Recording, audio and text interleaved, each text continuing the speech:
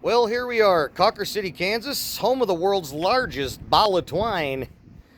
Just pulled over. It's actually really not that far from our last stop at the Statue of Liberty. But we ran into some trouble. Jonathan something may have come up and hit his bike. He's got a pretty good leak. So it turns out that bringing the trailer was a good idea. You have your retiree's ID, right? Yeah, are you going on post? That's where he lives. All right. So anyway, they're going to come look at this for a minute, and then we'll get him loaded up. Jonathan, Yeah. why don't you come up here? You can actually sign a registration, where you're from, the whole ball of wax, man. But I can't get this into scope. From my phone below so I can take a big picture of this. So it is, yeah, what you're looking at is me sitting a good 5 feet from it.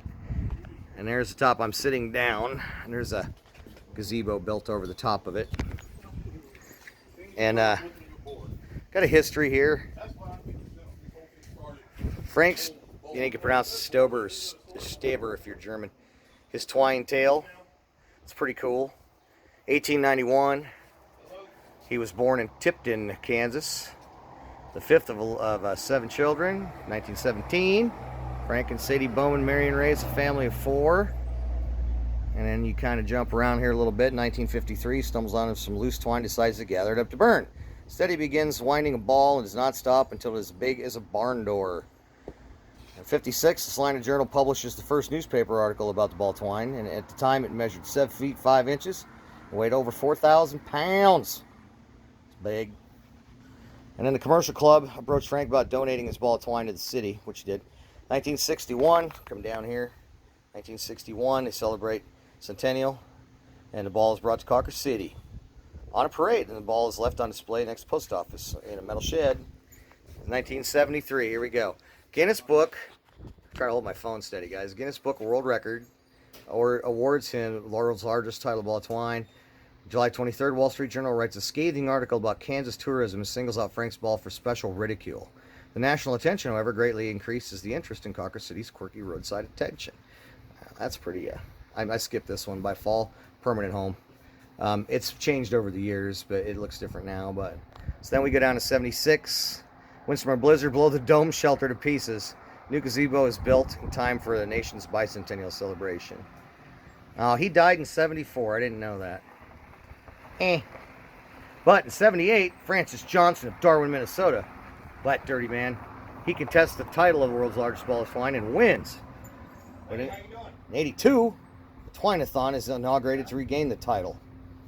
In 88, Frank's ball outgrows the gazebo, which is moved to the city park, and the present metal shed is constructed. At the time, oh my gosh, at that time it was a 40-foot, 3-inch ball. Wow. 2003, celebration of its 50th anniversary. Cher Olsen is inspired to paint a series of well-known masterpieces. Oh, that's pretty cool. Wow, pretty neat. Have you ever seen this? Have you been out here before, Casey? Yeah, I got bored with it over the years, driving past it to go out to Phillipsburg, Kansas all the time, but I haven't been out here in years. It's pretty cool. You can sure smell that twine. Oh yeah. Star Major coming to get you. So where? Come get him where? From the airport. Are you talking to the Talking to the Jesus. Oh, okay. Well, are you going on post? Yeah. I need somebody who's not going on post. Oh.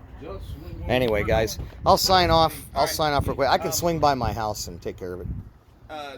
Sergeant Major has your number. Anyway, we're going to get Jonathan's bike loaded in a few minutes and get him back to Fort Riley.